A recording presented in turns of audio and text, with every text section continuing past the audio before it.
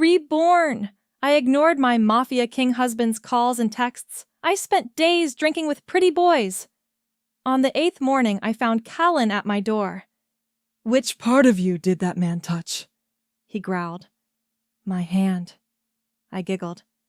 "How else would we roll dice?" Cut off his hands. He ordered his men. I pushed past him. Do whatever. In my past life, I had been his queen for 8 years. I'd helped him dominate the city's underworld, running the casino empire at his side. But then he became obsessed with Stella, a delicate shuffler girl under his protection. I discovered he'd quietly changed my marital status to divorce to shield her. When I confronted him, he shrugged, cold and dismissive. "You're my queen. Why stress over trivial matters?" I slapped Stella in public. That night, Kalin shattered my brother Leo's legs in front of me. "This is your lesson for touching what's mine," he sneered. I begged until Leo's blood stained the floor. Then I collapsed, broken. Now I woke on the day I first saw my marital status changed. This time I sold my jewelry, bought a ticket, and plotted to flee the gilded cage with my brother away from Kalin.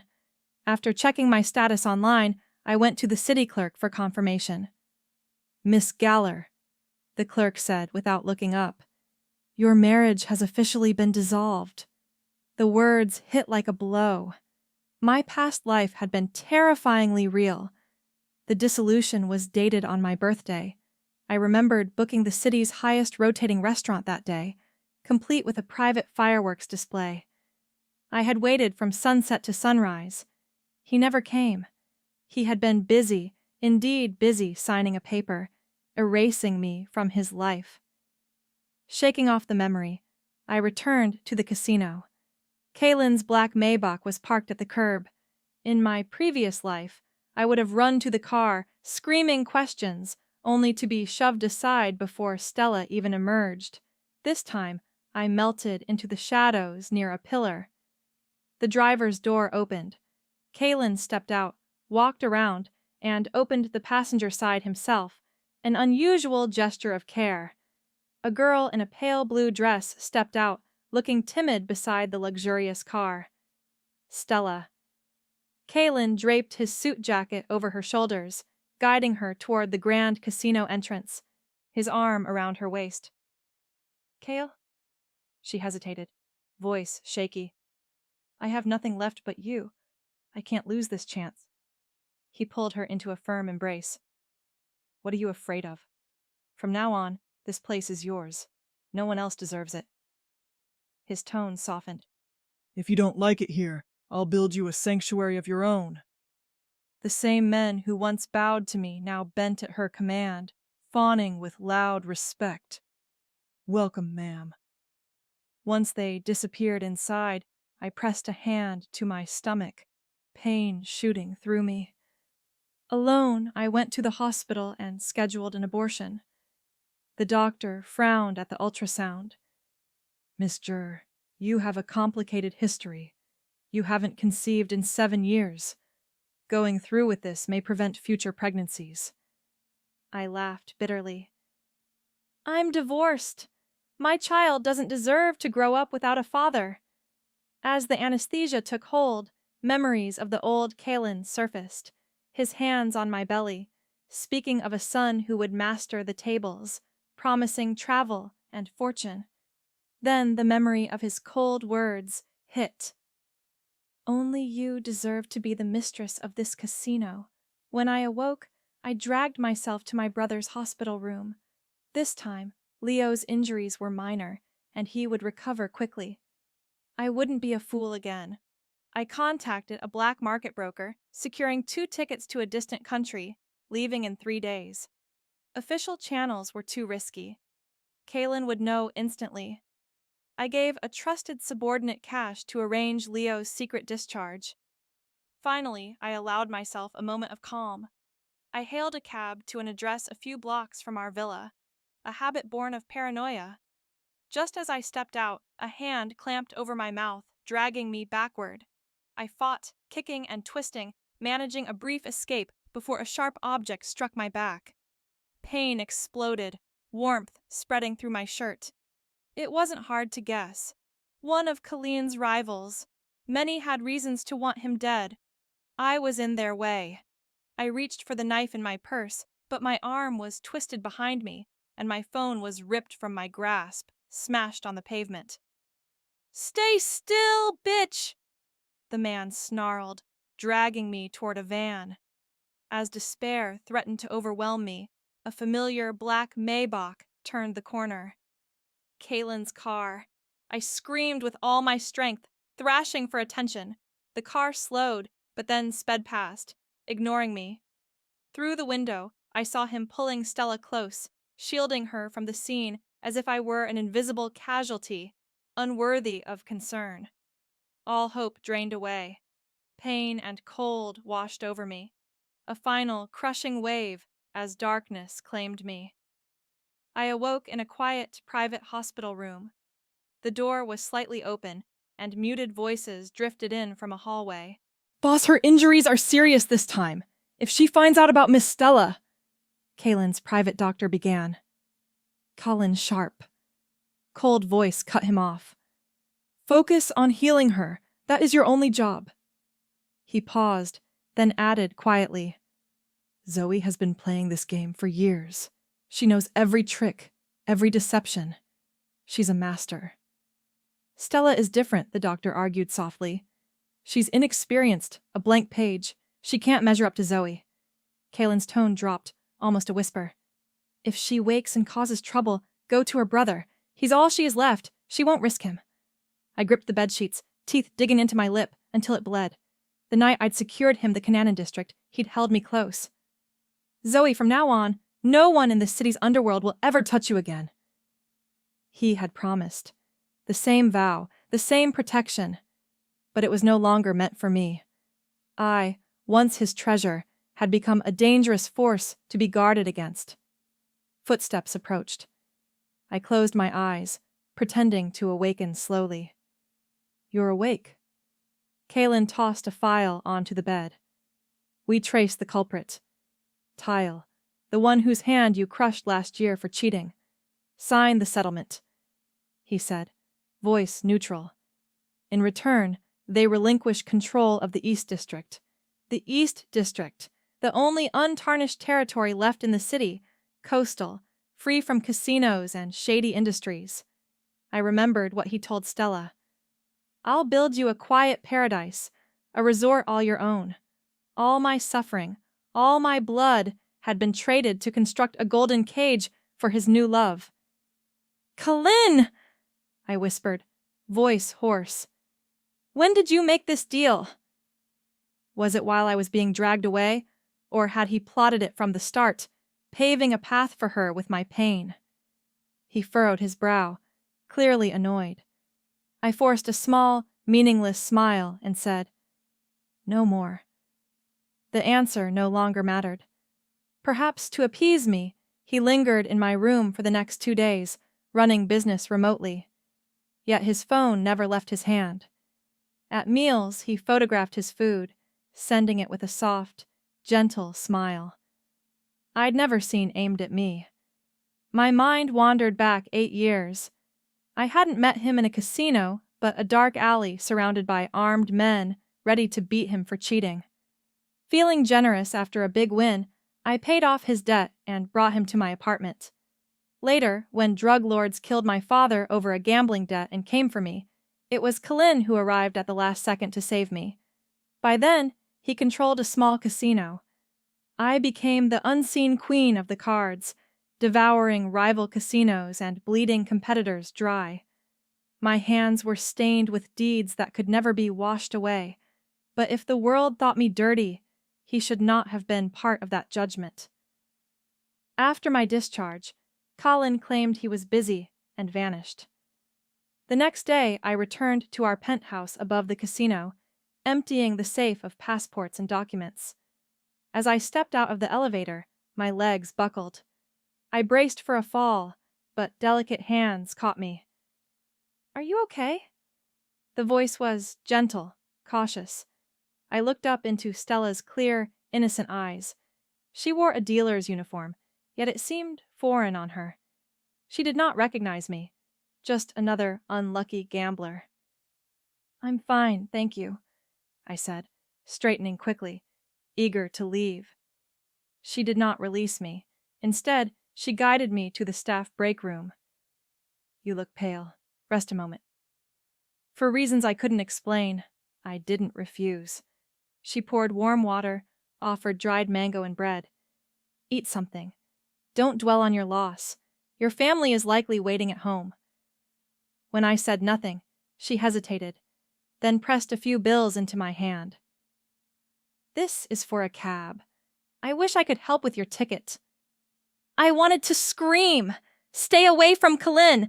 That man has no heart. His gentleness is poison-coated honey. But the words died in my throat. If she knew the truth, she'd confront him, and I could not risk it.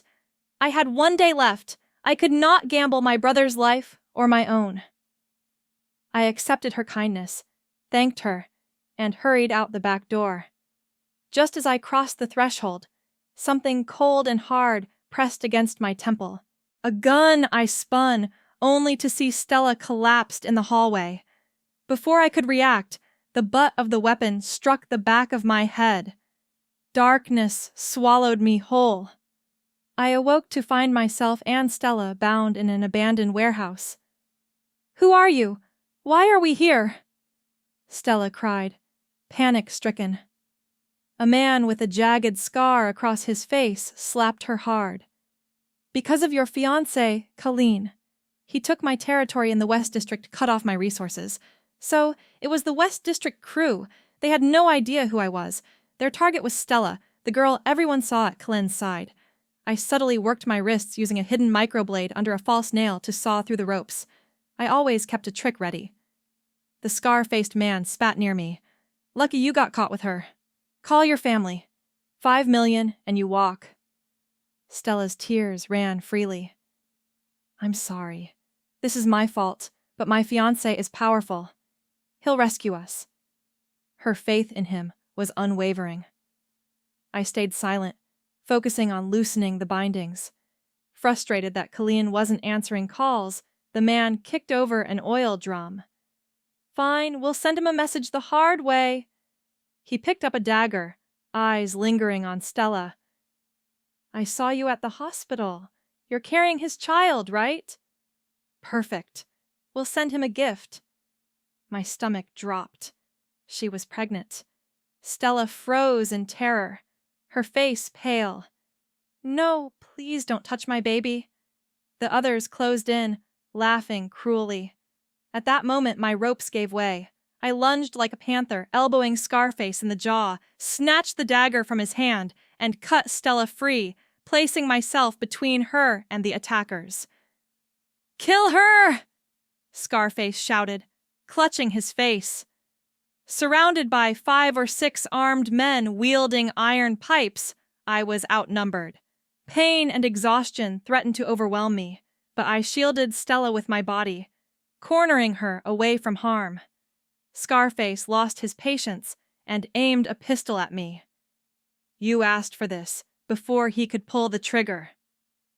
Boom. The warehouse doors burst open. Kalin and his men stormed in, guns blazing. He moved like a lion, fierce and unstoppable. He scooped Stella into his arms. Don't be afraid. I'm here. She sobbed, overwhelmed by shock and relief, and fainted. He carefully placed her in his car, securing her safely inside. Then he turned toward me. Zoe, he said, voice I see. Why are you here? I pushed myself up, ignoring the searing pain, and met his gaze with a cold smile. Are you accusing me of something? Before I could finish, his hand struck my face. I went sprawling, blood filling my mouth. I knew it! He snarled. You've been plotting against Ella all along, haven't you? I spat blood. No! I rasped. He grabbed one of the wounded men and pressed a gun to his head. Tell me who sent you. The thug trembled, eyes wide, then blurted. It was her. She wanted the other girl taught a lesson. My heart froze. Calm laughed without humor. then pulled the trigger. He kicked the corpse aside and crouched, pressing his boot against my hand. Pain shot through me. "These hands," he murmured almost to himself. "they used to obey me. Now you use them to hurt the person I love most." He pulled out a dagger. "I told you, Zoe, don't touch what's mine." A flash of cold steel. The dagger pierced my palm, pinning me to the cold concrete. "Ah!" I screamed, body convulsing in agony. Vision blurred. Rage and despair coalesced into a roar.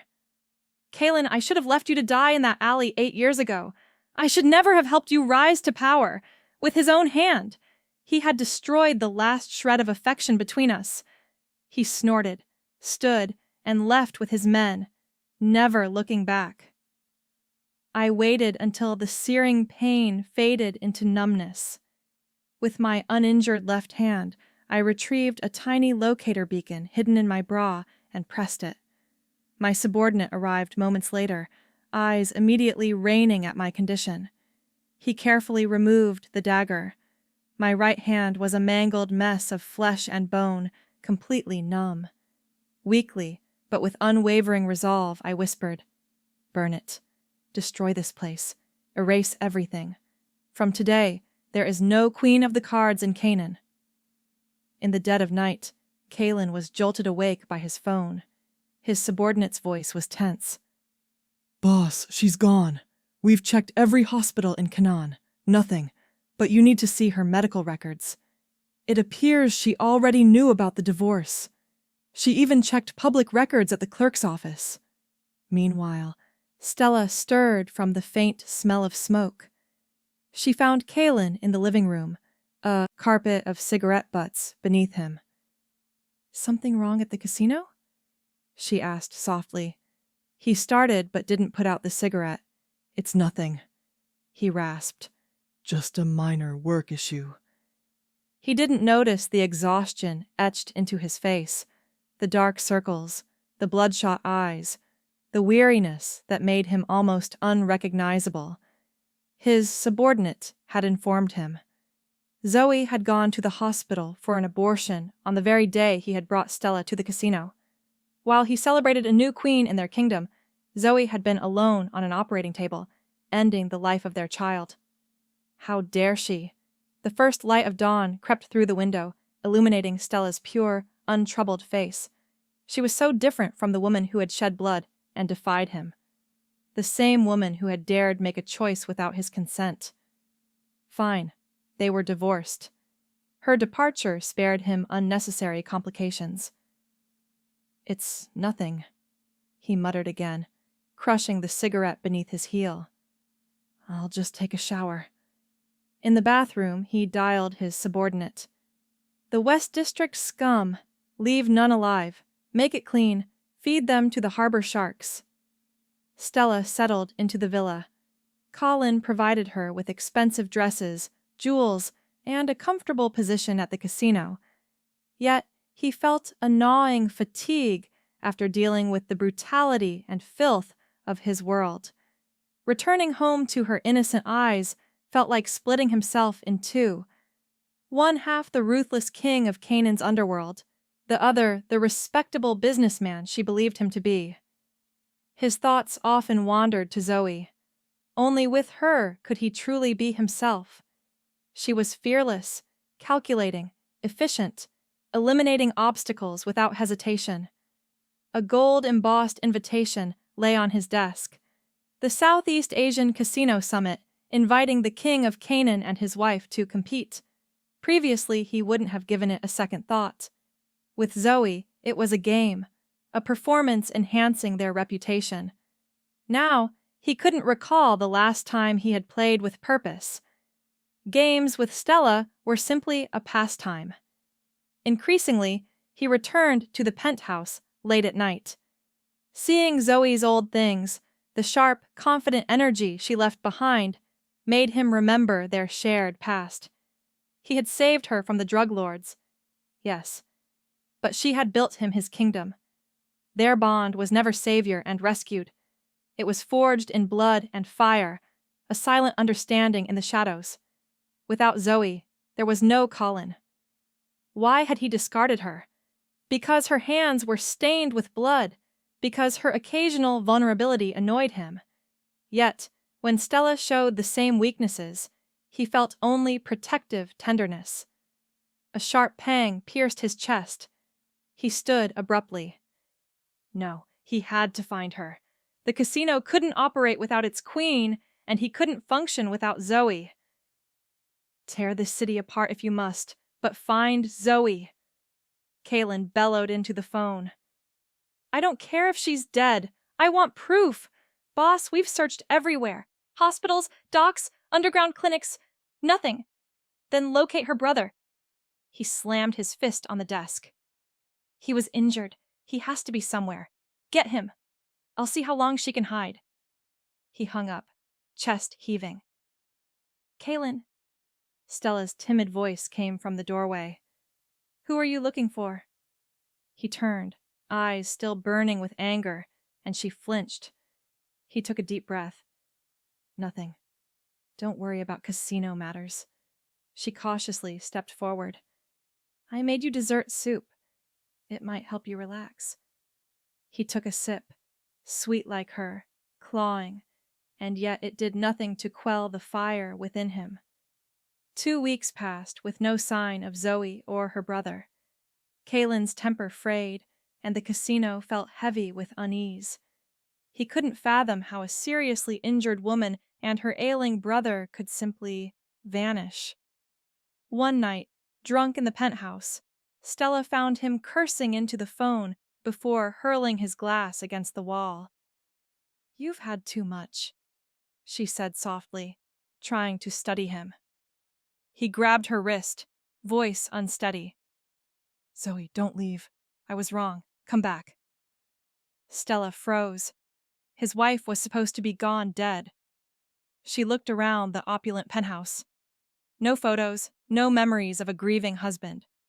The next day, he took Stella for a prenatal checkup. Tentatively, she tested the waters. Kalin, when will we marry? Soon the baby bump will be obvious. Before, he would have been overjoyed. Now his tone was clipped. The casino is chaotic. We'll discuss it later.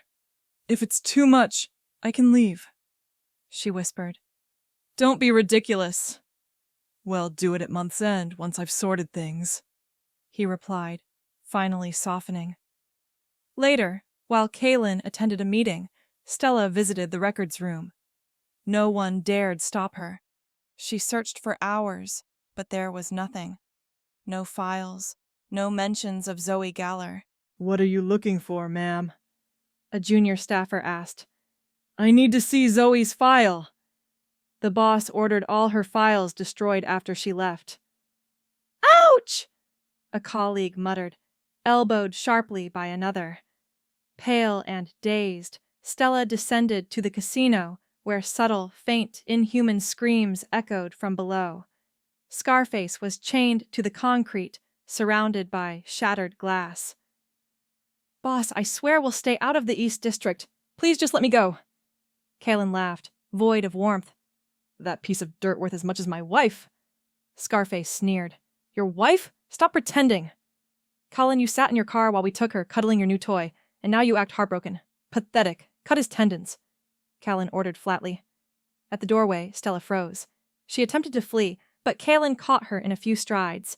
She trembled, tears streaming. He pulled her close, voice harsh yet protective. Don't be afraid. They deserved it. They can't hurt you again. No, that's not it, she cried, looking up through tears. It was Zoe who protected me. She was so injured, but she shielded me. She cared for me. How could I repay her like this? For the first time, Kalin's icy composure cracked. She saved my life, Stella sobbed. Why didn't you cherish a woman like that? He had no answer. In a foreign city, dusk settled over the streets. I had just left the supermarket, planning to cook hot pot with Leo. My right hand was still weak, but months of surgeries and physical therapy had restored enough strength for light tasks. My phone buzzed. It was Leo! Before I could answer, a strong arm snaked around my neck from behind, yanking me into a narrow alley. Instinct took over. I dropped my weight, slammed my elbow into the attacker's ribs, and stomped hard on his foot. A blade hidden in my fingers glinted in the dim light pressing against his throat. It was Kalin. He simply stared, then almost impossibly smiled. Still sharp as ever, my wife. Even if you kill me, a wave of fury and nausea churned in my stomach. We're divorced, Kalin, I said, voice ice cold. Leave my life. Don't ever show your face again. He ignored me, leaning forward until the blade cut his skin, a bead of blood forming. Come back, Zoe. We can start anew. The casino needs its queen, and I need you. I lowered the blade. In your dreams, I will despise you for the rest of my life. His eyes reddened. I know I was wrong. Just give me another chance. Footsteps echoed behind him. He hadn't come alone. I stepped back, left hand pressing a small emergency button Leo had given me. Kalin forced me into a car, racing toward the airport. His phone buzzed with a video call. On the screen, Stella was tied to a chair, a newborn in her arms, a knife at her throat. "Let Miss Zoe go," my subordinate shouted, "or you'll never see your wife and child again." Colin's expression didn't change. He chuckled. "Those two together aren't worth a single hair of Zoe's head." Stella's eyes widened in despair. Kalin ended the call, locking his obsessive gaze onto me. Now, no one can stop us. He had truly lost his mind. As we skirted to a halt at the airport entrance, several cars blocked our path. Leo leapt from one, gun in hand. Kalin let my sister go. Gunfire erupted from every direction. Kalin threw himself over me, shielding me as bullets tore through his shoulder. He barely flinched, gripping my wrist and trying to drag me toward the terminal. "Don't be afraid, Zoe. I'm taking you home." I wrenched free. "There's no home for us, Kalin. We can never go back." Pale, he reached for me again. "It can be like it was before." I held his gaze. "Tell me, Kalin, if I had gone after Stella that day, if I hadn't left, would you have beaten my brother to death in front of me and then killed me?" His pupils contracted. His lips moved, but no sound came out. He couldn't deny it. Leo aimed his gun at Kalin. "Sis, let me end him." I took the gun from Leo's hand, aimed and fired. Bang! Kalin flinched, staring in disbelief at his mangled right hand, eyes wide with shock. "You took one of my hands," I said steadily. "Now I've taken one of yours. We are even. Zoe, don't go." He roared, a desperate, feral sound, stumbling after me. I didn't look back. 2 years later, on a sunlit afternoon in Paris, I spotted Stella. She held the hand of a little girl, no more than 2 or 3, looking healthy and content. "I came to finish my degree," Stella said, calm and composed, her old shyness gone. I smiled, nodding at her and the child. The blood, the hatred, and the twisted love of the past had finally washed away, leaving nothing but peace in their place.